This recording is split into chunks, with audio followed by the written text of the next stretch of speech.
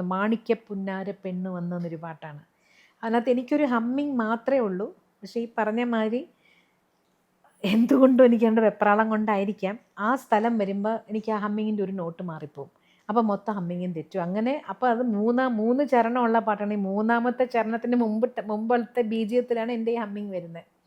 അതുവരെ റെക്കോർഡ് ചെയ്തിട്ട് ഞാൻ തെറ്റിക്കയറണം, വീണ്ടും എടുക്കേണ്ടി വന്നിട്ടുണ്ട്. അങ്ങനെ 2-3 ടേക്ക് പോയി. എനിക്ക് ശരിക്കും അപ്പോഴേക്കും എനിക്ക് എൻ്റെ ഹാർട്ട് ബീറ്റ് അങ്ങ് വല്ലാതെ വെപ്രാളപ്പെട്ട് വെച്ച് ദാസേട്ടൻ അത്രയും നിന്ന് പാടുകയാണ്. ഫുൾ പാട്ട് ദാസേട്ടൻ പാടേണ്ടതാണ്. എനിക്ക് ഈ ഒരു ഹമ്മിങ് കാരണം പിന്നെയും തെറ്റ്. അന്നത്തെ കാലത്ത് ഇതുപോലെ ട്രാക്ക് എടുത്ത് ചെയ്യുന്ന പരിപാടിയൊന്നുമില്ല, ലൈവ് റെക്കോർഡിങ് തന്നെയാണ്.